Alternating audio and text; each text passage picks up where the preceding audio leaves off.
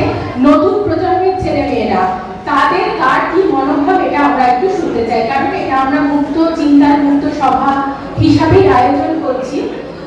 আমার মনে হয় স্যার যখন খেলাধুলার প্রসঙ্গে বললেন, আচ্ছা কথা কিন্তু খুব বেশি হচ্ছে, স্যার যেহেতু খেলাধুলার প্রসঙ্গটা টেনে নিয়ে এলেন, তাই আমি বলবো আমাদের আমি চিনি জিন্নাতুলকে, ও ভালো ব্যাডমিন্টন খেলে, ও কি কিছু বলবে? আচ্ছা বলো।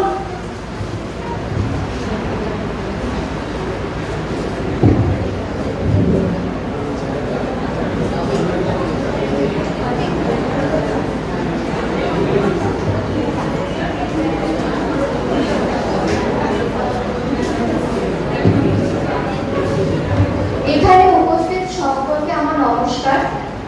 আজ আমি এমন একটি বিষয় নিয়ে কিছু বলতে চাই যা শুধু একটি সামাজিক সমস্যা নয়, বরং আমাদের ভবিষ্যতের উপর গভীর প্রভাব ফেলে। তা হলো বাল্য বিবাহ। আমরা সবাই জানি বাল্য বিবাহ মানে বাল্য বিবাহ বলতে বালিকাদের বা কিশোরীদের বিবাহ যারা 18 বছরের নিচে যাদের বয়স। এই সময় সে মেয়েটির শারীরিক, মানসিক বা সামাজিক কোনো দিকে বিকাশ পরিপূর্ণ হয়নি। এই বিষয়ের ফলে একটি মেয়ের শিক্ষা থেকে যায়, তার স্বপ্ন ভেঙে যায়, আর তার জীবনের সুন্দর সূর্যোদয় অন্ধকারে ঢাকা পড়ে যায়। কিন্তু এই অন্ধকারের মধ্যেও আছে এক টুকরো আলো, সেই আলোই হচ্ছে খেলাধুলো। এবং কিভাবে ক্রীড়াক্ষেত্র এই অন্যায়ের বিরুদ্ধে এক শক্তিশালী প্রতিরোধ গড়ে তুলতে পারে সেই সম্পর্কে আজ আমরা জানব। প্রথমত, খেলাধুলো আত্মবিশ্বাস শেখায়। মাঠে নেমে প্রতিযোগিতা করা, হার মানা আর জয়ী হওয়া, এই সবই শেখায় নিজের ওপর ভরসা রাখা। একজন মেয়ে যখন খেলাধুলার মাধ্যমে নিজের সামর্থ্য বুঝে ফেলে, তখন সে আর কাউকে তার ভবিষ্যৎ ঠিক করতে দেয় না। সে বলতে পারে, আমি এখনো ছোট, আমি বড় কিছু করতে চাই। এছাড়াও দেখতে পাই খেলাধুলো মেয়েদের স্কুলে ধরে রাখে। যেসব মেয়েরা খেলাধুলোয় অংশ নেয় তারা বিদ্যালয়ে বেশি দিন টিকে থাকে, শিক্ষার প্রতি আগ্রহী হয়ে থাকে আর নিজের জীবনের দায়িত্ব নিতে শেখে। ফলে অল্প বয়সে বিয়ের চিন্তা থেকে পরিবার কিছুটা হলেও সরে আসে।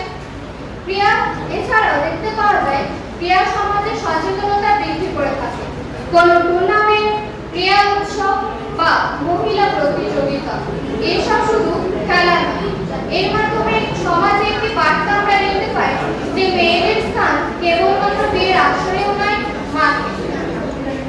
খেলাধুলোয় দেখা যায় একটি সবচেয়ে গুরুত্বপূর্ণ দিক আমাদের সাহায্য করে অর্থনৈতিকভাবে। আজ আমরা দেখি পিভি সিন্ধু, মেরি কম, সাইনা নেহওয়াল, এরা সবাই ক্রীড়ার মাধ্যমে নিজেদের ভাগ্য পরিবর্তন করেছেন। তারা প্রমাণ করেছেন খেলাধুলো শুধু আনন্দ নয়, একটি অর্থনৈতিক স্বাধীনতার পথ। আর একজন স্বাবলম্বী মেয়ে কখনোই সমাজের মাথার ওপর বোঝা হয়ে থাকতে পারে না। ঠিক এই যে সমস্ত আমরা নাম দেখলাম, তাদের এগুলো একটি বিশেষ বড় উদাহরণ। আর যখন গ্রামের কোনো একটি মেয়ে তাদেরকে টিভিতে দেখে, তাদের মধ্যে কোনো মেয়ে জাতীয় পতাকা হাতে জয়ী হয়, পুরো স্টেডিয়াম তাদের নামে ধ্বনিত হয়, তখন তার মনেও স্বপ্ন জাগে, আশা জাগে যে আমি পারবো। এই আশা সমাজ বদলায়। আমরা যদি সত্যি পরিবর্তন চাই, তাহলে আমাদের কিছু নিয়ম কানুন মেনে চলতে হবে বা আমাদের দায়িত্ব পালন করতে হবে। বিদ্যালয়ে মেয়েদের জন্য খেলাধুলা বাধ্যতামূলক করতে হবে। ক্রীড়ায় দক্ষ মেয়েদের জন্য সঠিক প্রশিক্ষণের ব্যবস্থা এবং বৃত্তির ব্যবস্থা করতে হবে। এছাড়া আমাদের কি করতে হবে? অভিভাবকদের বোঝাতে হবে যে খেলাধুলো শুধু আনন্দদানের বিষয় নয়, খেলাধুলার মাধ্যমে মেয়েদের শৃঙ্খলিত, আত্মবিশ্বাসী ও নিরাপদ জীবন গড়ে উঠতে সাহায্য করে থাকে। সবশেষে আমি বলতে চাই, খেলাধুলো শুধু শরীরকে শক্তিশালী করে না, এটি মেয়েদের মনে শক্তি গড়ে তোলে। একজন ক্রীড়াবিদ মেয়ে জানে কখন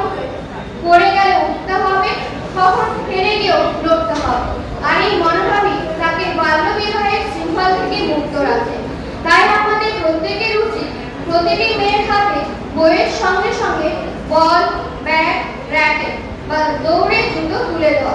কারণ যে মেয়ে মাঠে দৌড়ায় সে কখনো জীবনে দৌড়ে পেছাতে পারে না। ধন্যবাদ। জিন্নাকে অনেক ধন্যবাদ জানাচ্ছি, কারণ ও মাঠের মেয়ে, মাঠের যে অভিজ্ঞতাটা সেটা ও তোমাদের সামনে তুলে ধরেছে। এটি কিন্তু চারটিখানি কথা নয়, এবং এই সূত্র ধরেই তোমাদের সকলের সামনে আমি আজকে একটা ঘোষণা করছি। এটা আনন্দধারার একটি পরিকল্পনা। আগামী জানুয়ারি মাসে আমরা এই পরিকল্পনাটি আমাদের বহরমপুরে সংগঠিত করব, কিন্তু কোথায় হবে আমরা এখনো সেই জায়গা নির্বাচন করতে পারিনি। মূলত কথা হচ্ছে, আমরা অনেক সময় দেখছি মেয়েদের টুর্নামেন্ট হচ্ছে, লালগোলা অঞ্চলে অনেক টুর্নামেন্ট হয় যেগুলো পুলিশ থেকে হয় বা বিভিন্ন সংগঠন করে। তার উদ্দেশ্য থাকে এই যে মেয়েদের যে পাচার হয়ে যাচ্ছে মেয়েরা, সেইটা বন্ধ করা, এবং সেখানে কিন্তু ভালো ফল পাওয়া গেছে। আমার নিজের বাড়ি উত্তর 24 পরগনায় অশোকনগর বলে জায়গায়, তার পাশে একটা অঞ্চল আছে বেগঙ্গা, তার রাগবাড়ি হচ্ছে বাংলাদেশ। সেখান থেকে প্রচুর পরিমাণে মেয়েদেরকে কিন্তু পাচার করা হয়, এবং সেখানে দীর্ঘ 5 বছর করোনার পর থেকে করোনার আগের থেকেও একটা ধারাবাহিকভাবে মেয়েদের ক্রীড়া প্রতিযোগিতার আয়োজন করা হচ্ছে, মূলত সেটা ফুটবল এবং কাবাডি। আচ্ছা, এই মেয়েরা তোমরা এরকম ভাবে অসমাধান করছো কেন? একটু বেশি বাড়াবাড়ির পর্যায়ে চলে যাচ্ছে না বিষয়টা? এসছো একটা সিরিয়াস আলোচনা করতে, একটা কথা বললে হবে না। তোমাদের যাতে বিরক্ত না লাগে, তোমরা যাতে ধৈর্য ধরে বসতে পারো, তার জন্যই কিন্তু তোমাদের এই ব্যবস্থাটা করা হয়েছে। সুতরাং এত ডিস্টার্ব করা যাবে না, শুনতে হবে কথা। তোমাদের জন্য কাজ, আমার জন্য কিন্তু এই কাজ নয়। মেয়েদের জন্য আমরা খেলাধুলার আয়োজন করব, তবে যেই মেয়েরা একেবারে ফুল ফ্লেজে ফুটবল খেলছে, ক্রিকেট খেলছে, তাদের জন্য নয়। তারা একটা পরিসর নিয়েছে, তাদের জন্য মাঠ আছে, তারা শর্টস করে খেলতে নামে, তাদের কিন্তু অসুবিধা হয় না। কিন্তু 11-12 এর মেয়েরা যারা খেলাধুলো কম করে, তারা যদি মাঠে আসতে পারে, আমাদের মনে হয় সেই খেলায় অনেক বড় একটা সচেতনতামূলক আয়োজন করা সম্ভব হবে। এবং সেটা কিন্তু সোকার ফুটবল বা ক্রিকেট খেলা নয়, যেটা সবাই করে, যার জন্য বেসিক ফিটনেসের প্রয়োজন কম হয়, সেরকম ধরনের খেলা। সেটা কি তোমাদের সকলেরই বোধহয় সিলেবাসে আছে, আটিয়া পাটিয়া। এই খেলার কম্পিটিশন আমরা করব আগামী জানুয়ারি মাসে। তোমাদেরকে বার্তাটুকুনি দিয়ে রাখলাম, নিজেদের মতো করে প্রস্তুত হবে। এবার আমি একটুখানি অনুরোধ করবো জলমণি মহাবিদ্যালয়ের অধ্যক্ষ মহাশয়কে দু চার কথা বলবার জন্য।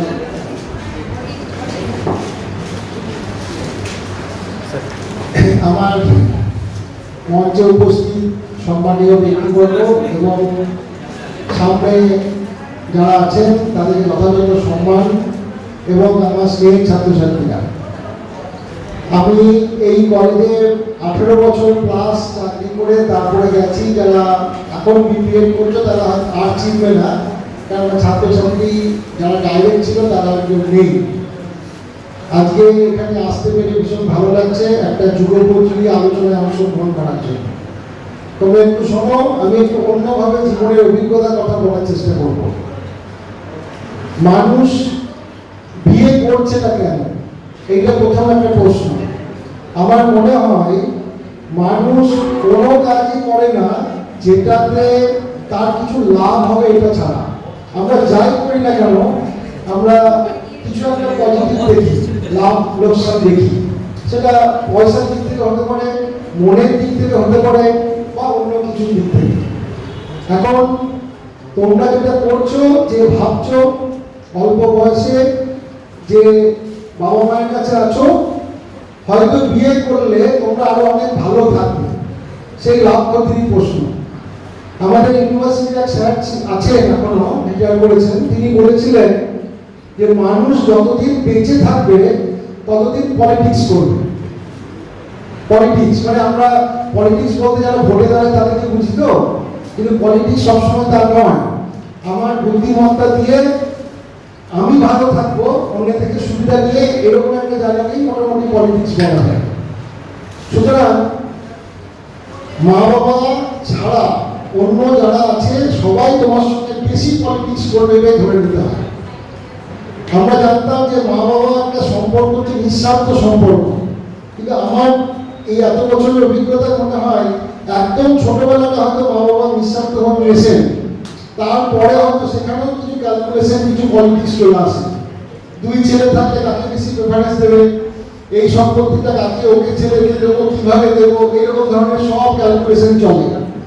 তাহলে তোমার জন্মদাত্রী মা এবং বাবা যদি তোমার সঙ্গে এরকম ধরনের পলিটিক্স করে, আর তোমরা ভাবছো অন্য একটা ছেলে এসে তোমাকে তোমার মা বাবার থেকেও বেশি ভালো রাখবে বা তোমার কথা চিন্তা করবে, এই কথাটা ভাবাই তোমাদের ভুল হচ্ছে।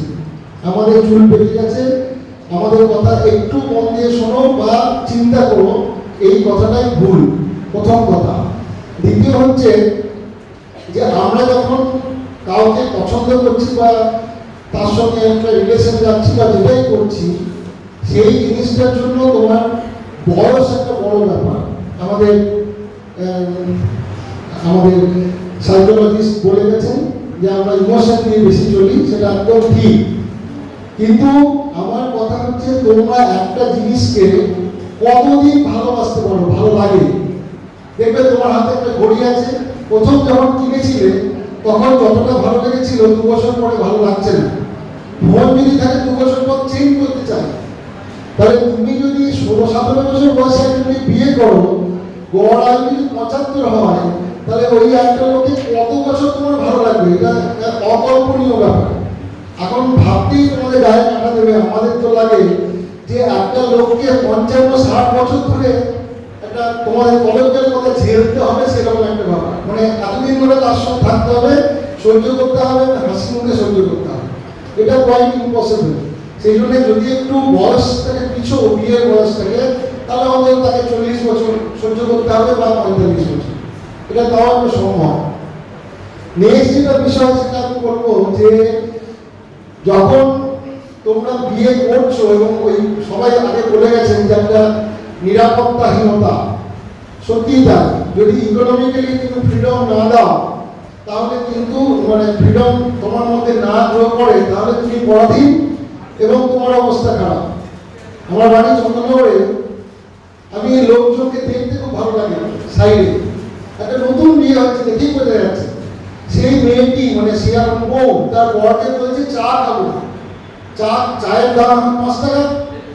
সেই ছেলেটি মানে তার বর তো চা খাওয়ালোই না, এমনভাবে ঠেকালো, মানে আমাদের কাজের লোককে এরকমভাবে ঠেকালে পরের দিন আর কাজ করতে আসবে না। অথচ সেই মেয়েটি তাকে ভালোবেসে বিয়ে করেছে, বা বিয়ে করার পর ভালোবেসে তার সঙ্গে আরো 70 বছর কাটাবার প্ল্যান করছে বা 60 বছর। এটা কোয়াইট ইম্পসিবল।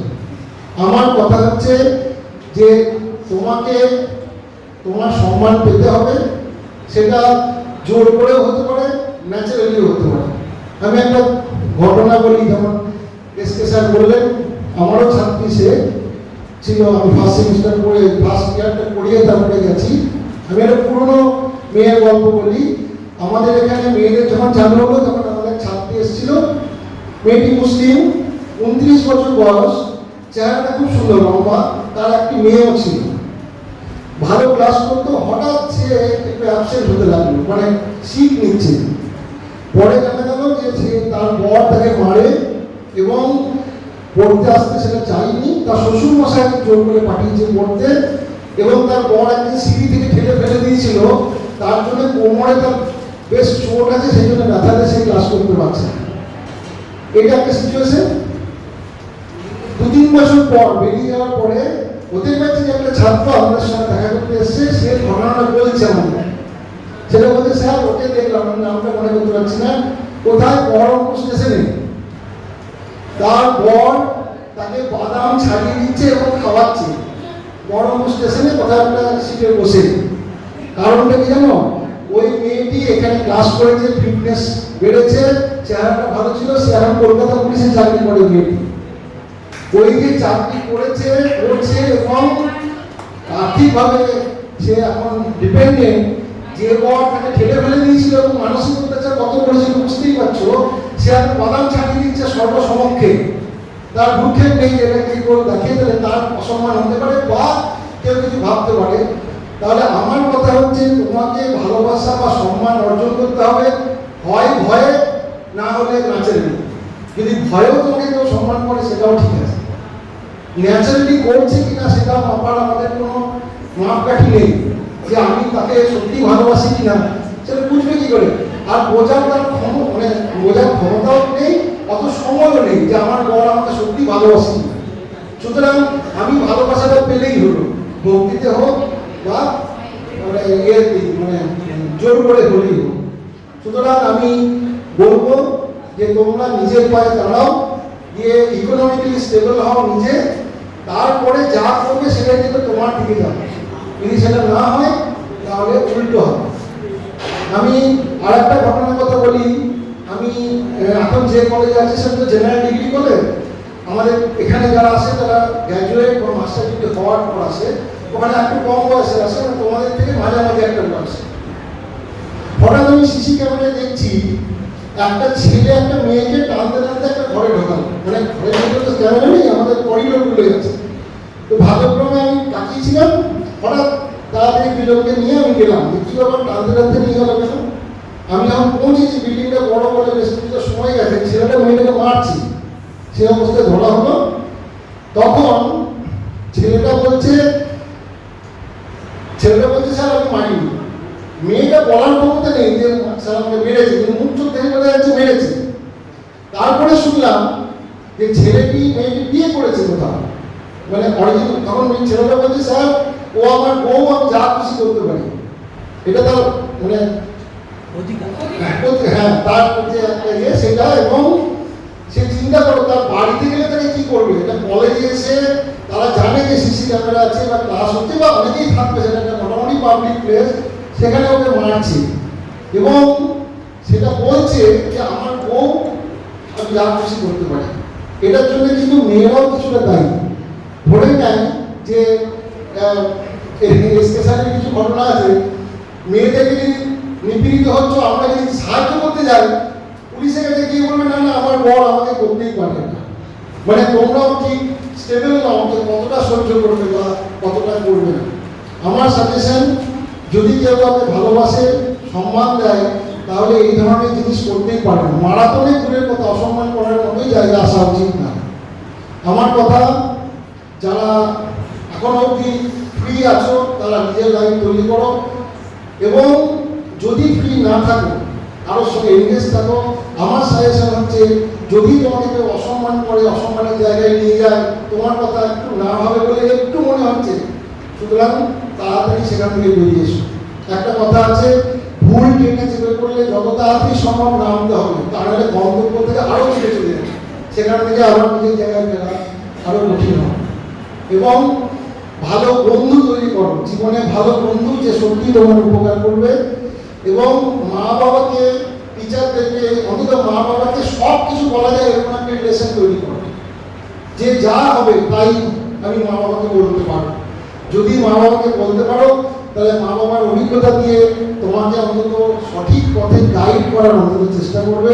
এখানে মা বাবার খুব একটা রাজনীতি করবে বলে আমার মনে হয়। তোমরা সবাই ভালো থাকো, নিজের পায়ে দাঁড়াও, জগৎটা তোমার কাছে আসবে। এই বলে আমি শেষ করছি। ধন্যবাদ। অনেক অনেক ধন্যবাদ এবং কৃতজ্ঞতা জানাচ্ছি ডক্টর ইন্দ্রনীল মণ্ডলের প্রতি। কারণ এই অভিজ্ঞতাগুলো কিন্তু তোমাদেরকে সমৃদ্ধ করবে। তোমাদের যদি কিছু জিজ্ঞাসা করার থাকে জিজ্ঞাসা করো। এই আদান প্রদানটুকুনি আমরা চাইছি। এখানে এরকম কোনো বাধা ধরা নিয়ম নেই যে আমরা বড়রা অনেক অভিজ্ঞ, আমরাই বলবো, তোমাদের চুপ করে শুনতে হবে, তা না। হ্যাঁ, অহেতু কথা বলে বকা দেবই, সেটা অন্য কথা, কিন্তু মন দিয়ে শোনো, যা যা জিজ্ঞাসা আছে আমাদেরকে জিজ্ঞাসা করো। আমি আবারও বলছি, নতুন প্রজন্মের থেকে কেউ এসো না, তাদেরও তো অনেক রকম অভিজ্ঞতা আছে, একটু এসে যদি শেয়ার করো, বলবে এসো। ওর নাম সঞ্জনা সামন্ত।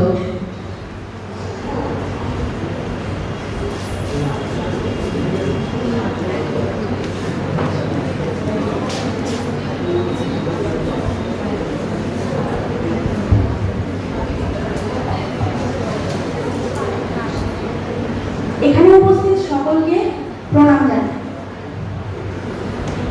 মেয়েদের নিরাপদ রাখতে আমাদের প্রত্যেককে সচেষ্ট হতে হবে, সব ক্ষেত্রে সচেতন হতে হবে।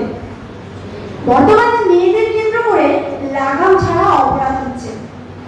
যে অনুপাতে হচ্ছে সেই অনুপাতে দোষীদেরকে শনাক্ত করে সাজা দেওয়া হচ্ছে না।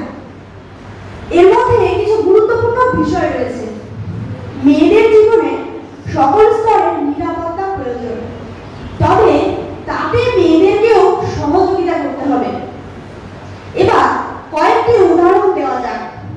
গত 15ই সেপ্টেম্বর দেশের প্রথম সারির একটি বেসরকারি টিভি চ্যানেলের প্রতিবেদনে দেখা যায়, নারীদেরকে লোভে ফেলে বিদেশি নাগরিকরা তাদের দেশে নিয়ে যাচ্ছে এবং সেখানে অসামাজিক কাজে বাধ্য করা হচ্ছে।